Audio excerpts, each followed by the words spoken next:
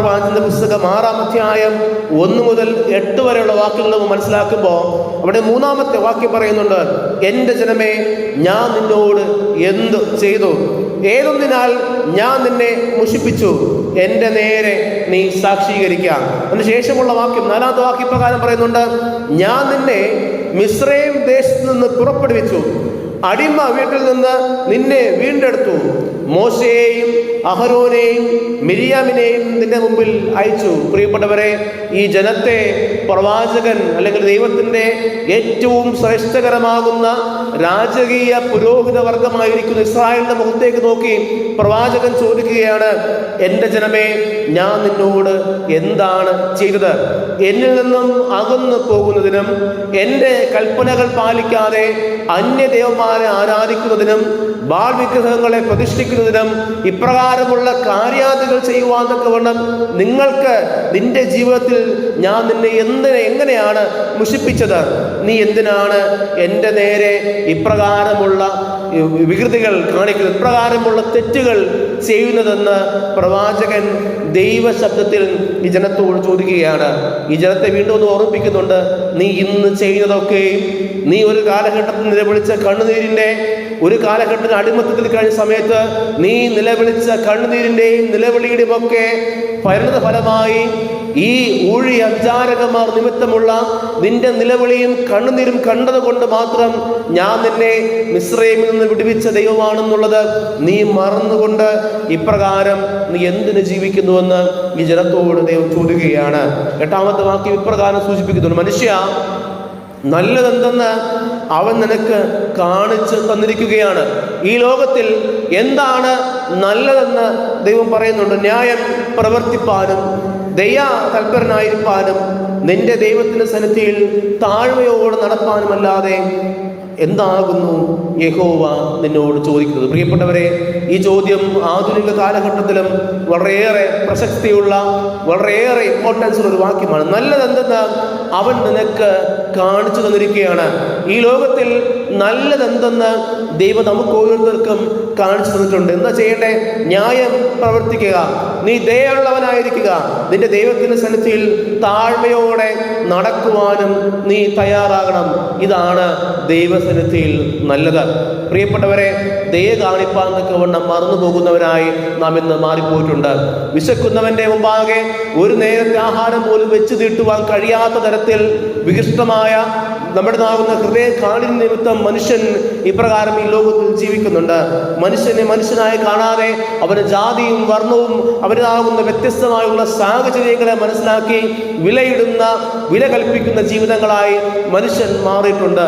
ഒരുവന്റെ നിറത്തിന്റെ പേരിൽ മനുഷ്യനെ മാറ്റി നിർത്തുന്ന, ഒരുവന്റെ ജീവിതത്തിന്റെ പ്രത്യേകമായുള്ള സാമ്പത്തിക ക്രമീകരണങ്ങളുടെ മധ്യത്തിൽ അവൻ വലിയവനാണ് ചെറിയവനാണെന്ന് കണക്കാക്കി മാറ്റി നിർത്തുന്ന തരത്തിൽ നമ്മുടെയൊക്കെ ജീവിതങ്ങൾ, മാനുഷികമാകുന്ന ബന്ധങ്ങൾ, മനുഷ്യന്റെ സ്വഭാവവും മനുഷ്യന്റെ പ്രവർത്തനങ്ങളും ഇത്രത്തോളം ദൈവത്തിന് വിരോധമാകുന്ന തരത്തിൽ ദൈവത്തിന്റെ കോപത്തിന് കാരണമായി ഇന്ന് മാറിയിട്ടുണ്ട്. മനുഷ്യനെ മനുഷ്യനായി സ്നേഹിപ്പാൻ തക്കവണ്ണം കഴിയാത്ത ഒന്നായി നാം മാറി. അതുകൊണ്ടാണ് ഇന്നത്തെ ചിന്താവിഷയം വികലമായ സമൂഹം, മനുഷ്യനെ മനുഷ്യനായി കാണുവാൻ തക്കവണ്ണം അറിയാത്ത, കഴിയാത്ത, അപ്രകാരം ചെയ്യാത്ത വികലമായ സമൂഹം നമ്മുടെയൊക്കെ ജീവിതങ്ങളിൽ നാം മറന്നു പോകരുത്. പ്രിയപ്പെട്ടവരെ, ഗലാത്യ പുസ്തകം നമ്മെ പഠിപ്പിച്ച പ്രധാനപ്പെട്ട ഒരു കാര്യമുണ്ട്. ഗലാത്യർക്കുള്ള ലേഖനം 3-ാം അധ്യായം 18 മുതലുള്ള വാക്കിൽ നാം വായിച്ചു കേട്ടത്. അതിന്റെ 26-ാമത്തെ വാക്യം ഇപ്രകാരം പറയുന്നു, ക്രിസ്തു യേശുവിന്റെ വിശ്വാസത്താൽ നിങ്ങളെല്ലാവരും ദൈവത്തിന്റെ മക്കൾ ആകുന്നു. ക്രിസ്തുവിനുള്ള വിശ്വാസത്താൽ നിങ്ങളെല്ലാവരും ദൈവത്തിന്റെ മക്കൾ ആകുന്നു. 27-ാമത്തെ വാക്യം, ക്രിസ്തുവിനോട് ചേരുവാൻ സ്നാനം ഏറ്റിരിക്കുന്നു നിങ്ങൾ എല്ലാവരും ക്രിസ്തുവിനെ ധരിച്ചിരിക്കുന്നു. അതിൽ യഹൂദനും യവനനുമെന്നില്ല, ദാസനും സ്വതന്ത്രനുമെന്നില്ല, ആണും പെണ്ണുമെന്നില്ല, നിങ്ങളെല്ലാവരും ക്രിസ്തുവേശുവിൽ ഒന്നത്രേ. പ്രിയപ്പെട്ടവരെ, ഇന്ന് നമ്മൾ പലപ്പോഴും ജെൻഡർ ഇക്വാലിറ്റിയെ പറ്റിയൊക്കെ സംസാരിക്കുന്നുണ്ട്.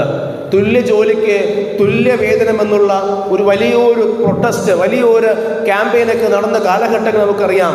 ഒരേ ജോലി, ആണിന് പ്രത്യേകമായുള്ള ശമ്പളവും സ്ത്രീക്ക് പ്രത്യേകമായുള്ള ശമ്പളവും നൽകിയിരുന്ന കാലഘട്ടത്തിൽ നിന്ന് ഒരേ ജോലിക്ക് തുല്യമായുള്ള വേതനം എന്ന കണക്കെ ഈ നമ്മുടേതാകുന്ന സ്ത്രീ സമൂഹവും നമ്മുടേതാകുന്ന വുമൺ പ്രൊട്ടസ്റ്റേഴ്സും ഒക്കെ ചേർന്ന് സമരങ്ങൾ നടത്തി അവിടുന്നാകുന്ന ജീവിതങ്ങൾക്ക് ആവശ്യമായുള്ള തുല്യ പ്രാധാന്യത്തെ അവർ നേടിയെടുത്തു. ഇന്ന് ചിന്തിക്കണം, നമ്മുടെയൊക്കെ ജീവിതങ്ങളിൽ സ്ത്രീകൾ പുരുഷന് തുല്യമായി എത്തപ്പെടാത്ത മേഖലകളില്ല. വിമാനം ഓടിക്കുന്നത് മുതൽ ഇന്ന് മരത്തിൽ കയറുന്നത് കണക്കെ ആരോഗ്യം ഏറ്റവും കൂടുതൽ ആവശ്യമുള്ളിടത്തും ഇന്ന് സ്ത്രീകൾ തങ്ങളുടെ കഴിവുകളെ തെളിയിക്കുന്നുണ്ട്. അപ്പോൾ വേദപുസ്തകം നമ്മെ വീണ്ടും ഓർമ്മിപ്പിക്കുകയാണ്, മനുഷ്യ, നിന്നെ സൃഷ്ടിച്ചത് ദൈവത്തിന്റെ സ്വരൂപത്തിലല്ലയോ? മനുഷ്യനെ ആണും പെണ്ണുമായി സൃഷ്ടിച്ചിരിക്കുന്നത് ദൈവത്തിന്റെ സ്വരൂപത്തിലല്ലയോ? ദൈവത്തിന്റെ ആത്മാവിനെ അല്ലയോ നമ്മുടെ ശരീരങ്ങളിൽ ദൈവം ഊതി നൽകിയത്? ദൈവാത്മാവ് പരിവർത്തിക്കുന്ന, ദൈവാത്മാവിനാൽ പ്രവർത്തിക്കുന്ന ജീവിതങ്ങളല്ലേ മനുഷ്യന്റെ ജീവിതങ്ങൾ എന്നുള്ള കാര്യം നാം മറന്നു പോകരുത്. പ്രിയപ്പെട്ടവരെ, വേദപുസ്തകത്തിൽ ഗലാത്യ ലേഖനമൊക്കെ നാം പഠിക്കുന്ന സമയത്ത് മനസ്സിലാകുന്ന പ്രധാനപ്പെട്ട ഒരു കാര്യം, ഈ ജാതികളെ വിജാതീയരെന്നും ജാതീയരെന്നും ദൈവത്തിന്റെ തിരഞ്ഞെടുക്കപ്പെട്ട വിഭാഗമായി യഹൂദരെന്നും അപ്രകാരമല്ലാത്ത മറ്റുള്ളവരെ ജാതിയിൽ കുറഞ്ഞവരെന്നും കണ്ടുകൊണ്ട് വേർതിരിച്ച് കണ്ടിരുന്ന, ഒരേ പാത്രത്തിൽ ആഹാരം കൊടുക്കുവാൻ മടിച്ചിരുന്ന, ഒരേ കൂട്ടായ്മയിൽ ഒരേ തരത്തിലുള്ള സീറ്റുകൾ കൊടുക്കുവാൻ മടിച്ചിരുന്ന ഒരു കാലഘട്ടം അന്നും ഇന്നും നമ്മുടെ ചുറ്റുപാടുമുണ്ട്. ഇന്ന് നമ്മൾ പലപ്പോഴും ഒക്കെ കാണുന്നുണ്ട്. പല സിനിമകളും ഈ ഇടയ്ക്കുണ്ടായിരുന്ന 1-2 സിനിമകളൊക്കെ അതിനെ വ്യക്തമായി ചോദ്യം ചെയ്യുന്നുണ്ട്. ഇവിടെ കടന്നു വരുന്ന അതിഥികൾക്കെല്ലാവർക്കും നീ ഇതേ കപ്പിലാണോ ചായ കൊടുക്കുന്നതെന്ന് ചോദിക്കുന്ന ഒരു പിതാവിൻ്റെ, ഒരു കുടുംബസ്ഥന്റെ ഒരു റോൾ ഇടയ്ക്ക് കഴിഞ്ഞ ദിവസങ്ങളിൽ ഇങ്ങനെ ചർച്ചയാകുന്നുണ്ട്. പേപ്പർ കപ്പിൽ ചായ കൊടുക്കുന്ന ഒരുവൻ ആ ജീവിതത്തിൽ തൻ്റെ മുമ്പിലിരിക്കുന്ന വ്യക്തി തൻ്റെ കുലമോ തൻ്റെ ഗോത്രമോ അല്ലെന്നൊക്കെ കണക്കാക്കുന്ന ഒരവസ്ഥയിൽ പ്രിയപ്പെട്ട നോർത്ത് ഇന്ത്യൻ സംസ്ഥാനങ്ങളിലൊക്കെ നടക്കുന്ന ഒരു കാര്യമുള്ളത്. മുൻകാലഘട്ടങ്ങളിൽ നമ്മുടെയൊക്കെ ജീവിതങ്ങൾ നാം കണ്ടിട്ടില്ലെങ്കിൽ പോലും കേട്ട് പരിചയമുള്ളതാണ്. ഒരു ചായക്കടയിൽ ചായ കുടിക്കാൻ പോയാൽ ഒരുവന്റെ ഗോത്രവും അവന്റെ വർണ്ണവും അവന്റെ ജാതിയും മനസ്സിലാക്കിയാണ് ഗ്ലാസുകൾ കൊടുക്കുന്നത്. നമുക്കെല്ലാവർക്കും സാധാരണ ആ ജാതിയിൽ വലിയവനായിരിക്കുന്നവന് ആ ബ്രാഹ്മണനോ അപ്രകാരമുള്ള വലിയ ജാതി ഉള്ളവനോ കുപ്പി ഗ്ലാസ് ചായ കൊടുക്കുമെങ്കിൽ, ആ കാലഘട്ടത്തിൽ ആ സമൂഹത്തിൽ മാറ്റി നിർത്തപ്പെട്ടവന് ഗ്ലാസിൽ ചായ കൊടുത്തതിന് ശേഷം ഈ ചായ കുടിച്ച് ആ ഗ്ലാസ്സിനെ തിരികെ വാങ്ങാതെ എറിഞ്ഞ് പൊട്ടിച്ചിട്ട് പോകാനായിട്ട് പറയും. ഇപ്രകാരമുള്ള ചിത്രങ്ങൾ, ഇപ്രകാരമുള്ള ചിന്തകൾ, ഇപ്രകാരമുള്ള സാഹചര്യങ്ങൾ ഇന്നും നമ്മുടെ ഇന്ത്യയിലുണ്ട്. ഇന്നും നമ്മുടെ പല ഭാഗങ്ങളിലുമുണ്ട്. ഇന്നും നമ്മുടെ കൊച്ചു കേരളത്തിൽ ഉണ്ട്. മറന്നു പോകരുത്. നമ്മുടെ ചുറ്റുപാടും ഇപ്രകാരം മനുഷ്യനെ മാറ്റി നിർത്തുന്നവരായി നാം മാറിപ്പോയി. ക്രിസ്തു പഠിപ്പിക്കുന്നുണ്ട്, യഹൂദനും യവനനും എന്നില്ല, ദാസനും സ്വതന്ത്രനുമെന്നില്ല, ആണും പെണ്ണുമെന്നില്ല, എല്ലാവരും ക്രിസ്തുവിൽ ഒന്നത്രേ. പ്രിയപ്പെട്ടവരെ, ക്രിസ്തുവിനെ ധരിക്കുന്നവരാകുന്ന, ക്രിസ്തുവിന്റെ പിന്നാലെ യാത്ര ചെയ്ത നാം ഓരോരുത്തരും ക്രിസ്തുവിൽ ഒന്നാണ് എന്നുള്ള കാര്യത്തിൽ നാം മറന്നു പോകരുത്. എന്തുകൊണ്ടാണ് കേരളത്തിൽ ക്രൈസ്തവ മതത്തിലാണ് ഏറ്റവും കൂടുതൽ കൺവേർഷൻ നടന്നിട്ടുള്ളത്? അതിൻ്റെയൊക്കെ ഒരു പ്രത്യേകമായുള്ള പാഠങ്ങൾ നിങ്ങൾ പഠിച്ചാൽ, മുൻകാലഘട്ടങ്ങളിൽ ഈ മറ്റ് ഹൈന്ദവ വിശ്വാസപ്രകാരമുള്ള ഈ ഒരു സിസ്റ്റമാണ് നിലനിന്നിരുന്നതെങ്കിൽ മനുഷ്യനെ തട്ടുതട്ടായി തരംതിരിച്ച് വലിയവനെന്നും ചെറിയവനെന്നും തരംതിരിച്ച് ഉപദ്രവിക്കുകയും ചൂഷണം ചെയ്യുകയും ചെയ്തിരുന്ന ഒരു കാലഘട്ടം നമ്മുടെ ഹിസ്റ്ററി പുസ്തകങ്ങളൊക്കെ വായിച്ചാൽ മനസ്സിലാക്കാൻ സാധിക്കും. ആ കാലഘട്ടത്തിലാണ് കേരളത്തിലേക്ക് മിഷണറിമാർ കടന്നു വരുന്നത്.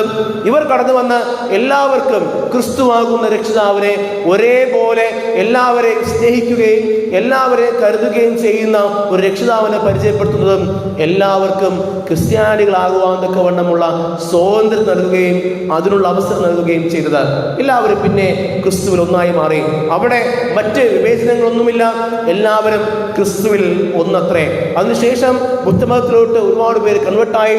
അവിടെയും ഒരുപാട് ഇടങ്ങളിൽ ഇപ്രകാരം ദൈവത്തെ പറ്റി പഠിപ്പിക്കുന്നില്ല, മനുഷ്യനെ മനുഷ്യനായി കാണുവാൻ തക്കൊണ്ട് പഠിപ്പിക്കുന്ന സിദ്ധാന്തങ്ങളും അപ്രകാരമുള്ള ചിന്തകളും ഉള്ളത് കൊണ്ട് അവിടെയും സ്വീകാര്യത കൂടി. പക്ഷേ ക്രൈസ്തവ സമൂഹമാണ് ഇപ്രകാരം ഏറ്റവും കൂടുതൽ ബെനിഫിറ്റഡ് ആയിട്ടുള്ള കേരളത്തിലെ ഒരു കമ്മ്യൂണിറ്റി.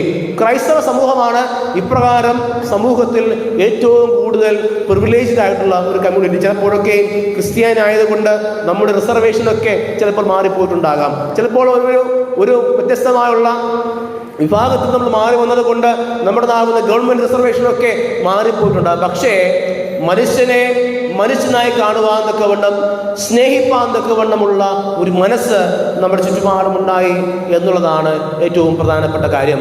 സുവിശേഷ വേദഭാഗത്തിൽ ലൂക്കോസ് സുവിശേഷം 4-ാം അധ്യായം 16 മുതൽ 21 വരെയുള്ള വാക്കിൽ നാം വായിച്ചു കേട്ടു. അതിൽ ഇവിടെ പഠിപ്പിക്കുന്നത് കർത്താവായ യേശുക്രിസ്തു താൻ പതിവായി കടന്നു പോകുന്ന സിനഗോഗിൽ കടന്നുപോയി എന്നുള്ളതാണ്.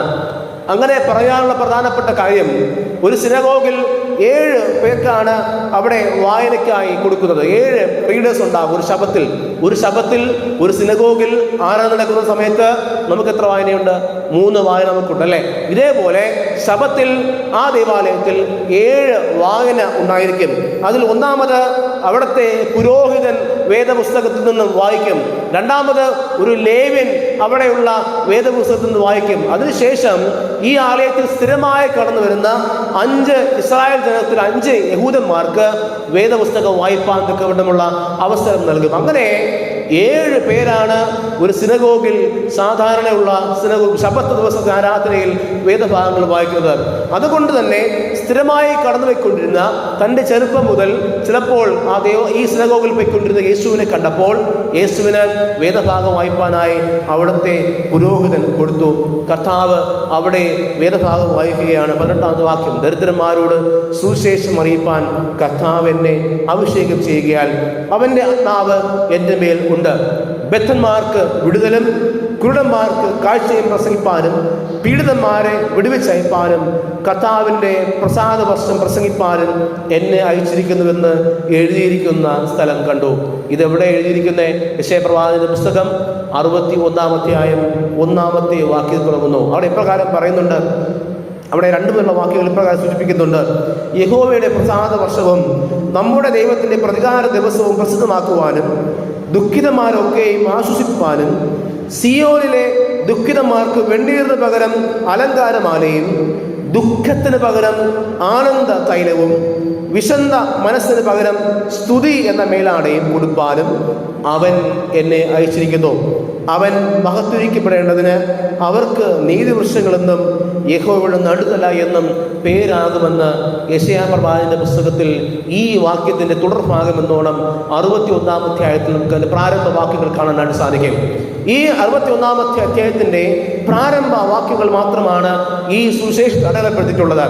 അതിനുശേഷമുള്ള ഈ 3-ാമത്തെ വാക്യം, സിയോനിലെ ദുഃഖിതന്മാർക്ക് വെണ്ണീറിന് പകരം അലങ്കാരമാലയും ദുഃഖത്തിന് പകരം ആനന്ദ തൈലവും വിഷണ്ണ മനസ്സിന് പകരം സ്തുതി എന്ന മേലാടയും കൊടുപ്പാനായിട്ടാണ് ക്രിസ്തുവിനെ ഈ ലോകത്തിലേക്ക് അയച്ചിരിക്കുന്നത്.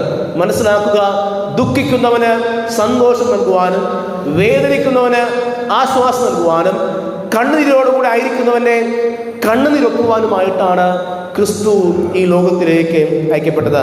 മത്തായി എഴുതിയ സുവിശേഷം 4-ാം അധ്യായം അതിൻ്റെ 15-ാമത് വാക്യം ഇപ്രകാരം സൂചിപ്പിക്കുന്നുണ്ട്: ഇങ്ങനെ ഇരുട്ടിൽ ഇരിക്കുന്ന ജനം വലിയൊരു വെളിച്ചം കണ്ടു. മരണത്തിൻ്റെ ദേശത്തിലും നിഴലിലും ഇരിക്കുന്നവർക്ക് പ്രകാശം ഉദിച്ചു. പ്രിയപ്പെട്ടവരെ, അന്ധകാരത്തിൻ്റെ മധ്യത്തിൽ, ഈ ലോകത്തിൽ വേദനയുടെ മധ്യത്തിൽ, ദുരിതങ്ങളുടെ കഷ്ടപ്പാടിൻ്റെ കണ്ണുനീരിൻ്റെ മധ്യത്തിലായിരുന്ന ജനത്തിന് ഈ ലോകത്തിൽ പ്രകാശം ഉദിക്കുകയാണ്. ആരിലൂടെ? ക്രിസ്തുവിലൂടെ. ഇന്ന് നമ്മെ ഓർമ്മിപ്പിക്കുന്ന ഒരു കാര്യം ഇതാണ്: ക്രിസ്തു നമ്മുടെ ജീവിതങ്ങളിലുണ്ട്. നാം ഓരോരുത്തരും ക്രിസ്തുവിനെ വഹിക്കുന്നവരാണ്, ക്രിസ്ത്യാനികളാണ്. നമ്മുടെയൊക്കെ ജീവിതങ്ങളിൽ നാം ഇപ്രകാരം മറ്റൊരുവന്റെ ജീവിതത്തിൽ പ്രകാശമായി മാറുന്നുണ്ടോ?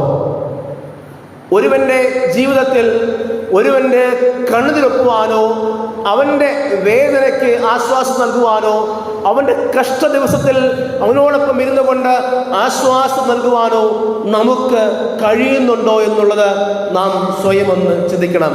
ക്രിസ്തു അന്ധകാരത്തിൽ പ്രകാശമായി മാറുവാൻ തക്കവണ്ണം വലിയൊരു പ്രകാശമായി ഈ ലോകത്തിൽ കടന്നു വന്നു. ദുഃഖിക്കുന്നവർക്ക് ആശ്വാസം നൽകുവാൻ തക്കവണ്ണം, വേദനിക്കുന്നവർക്ക് ആശ്വാസം നൽകുവാൻ തക്കവണ്ണം, രോഗികളെ സൗഖ്യമാക്കുവാൻ തക്കവണ്ണം ലോകത്തിൽ കടന്നു വന്നു. പ്രിയപ്പെട്ടവരെ, നമ്മുടെ ഈ ലോക ജീവിതത്തിൽ നാം എത്രമാത്രമാണ് ഇപ്രകാരം മറ്റൊരുവന്റെ ജീവിതത്തിൽ പ്രകാശമായി മാറുന്നത്. വികലമായുള്ള സമൂഹത്തിൽ ദൈവത്തിൻ്റെ ഈ പ്രത്യേകമായുള്ള സാഹചര്യത്തെ പുനഃസ്ഥാപിപ്പാൻ, കർത്താവിൻ്റെ സ്വരൂപത്തെ, പ്രതിച്ഛായയെ പുനഃസ്ഥാപിപ്പാനായിട്ട് നമുക്ക് കഴിയുന്നുണ്ടോ? നമ്മുടെ പ്രവൃത്തികൾ കൊണ്ട് സഭയിലൂടെ, സഭയുടെ കുടുംബങ്ങളിലൂടെ, സഭയ്ക്കുള്ളിലും സഭയ്ക്ക് പുറത്തും ക്രിസ്തുവിൻ്റെ സ്നേഹത്തെ പകരുവാൻ തക്കവണ്ണം നമുക്ക് കഴിയുന്നുണ്ടോ?